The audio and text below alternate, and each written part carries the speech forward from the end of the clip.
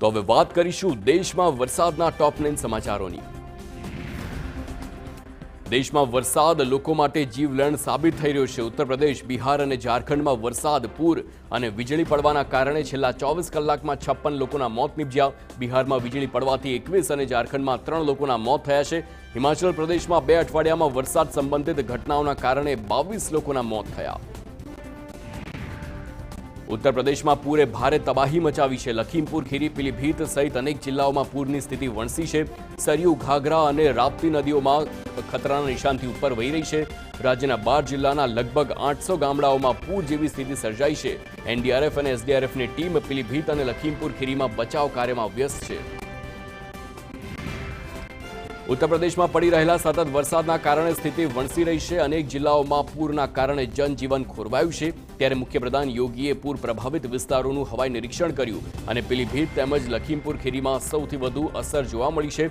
પાણી ભરાવાના કારણે લોકોની મુશ્કેલીઓ પણ વધી છે।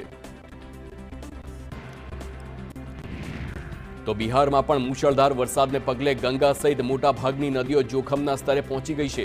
ગંગા સહિતની નદીઓ ખતરાના નિશાનથી ઉપર વહી રહી છે।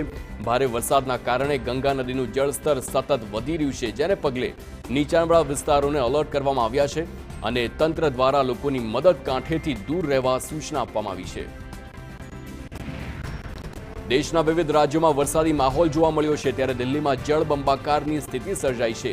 મુનક નહેરનો આડબંધ તૂટવાથી જે કોલોની જળમગ્ન થઈ ગઈ છે। મુનક કેનાલનો આડબંધ તૂટવાના કારણે બવાનાની જે કોલોની પાણીમાં ડૂબી ગઈ છે। રહેણાંક વિસ્તારમાં પાણી ઘૂસી ગયા। ઘૂંટણસમા પાણી ભરાતા લોકોને ભયંકર મુશ્કેલીનો સામનો કરવાનો વારો આવ્યો, જેમાં આખી કોલોની પાણીમાં ડૂબી હોવાનું દેખાઈ રહ્યું છે।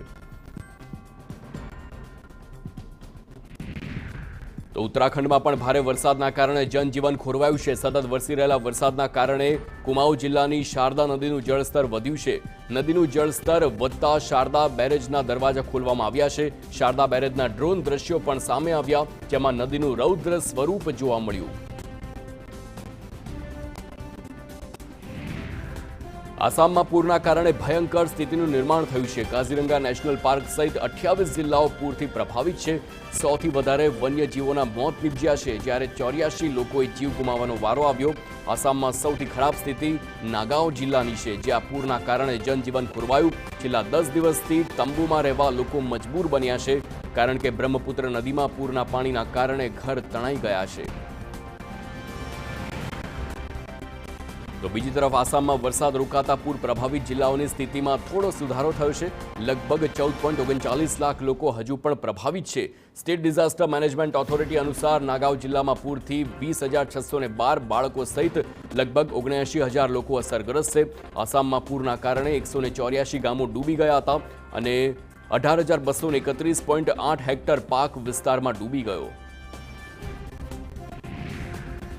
દેશભરમાં ચોમાસું બરાબરનું જામ્યું છે। ત્યારે રાષ્ટ્રીય હવામાન વિભાગે દેશના ઘણા રાજ્યોમાં વરસાદનું એલર્ટ જાહેર કર્યું। ઉત્તર પ્રદેશ, મધ્યપ્રદેશ, બિહાર, મહારાષ્ટ્ર સહિતના રાજ્યોમાં વરસાદનું એલર્ટ જાહેર કરવામાં આવ્યું। હવામાન વિભાગે બિહાર, બંગાળ, સિક્કિમ, મેઘાલયમાં રેડ એલર્ટ જાહેર કર્યું છે। બિહારમાં ભારે વરસાદ અને વીજળી મામલે રેડ એલર્ટ છે। અન્ય રાજ્યોમાં ઓરેન્જ એલર્ટ જારી કરવામાં આવ્યું છે।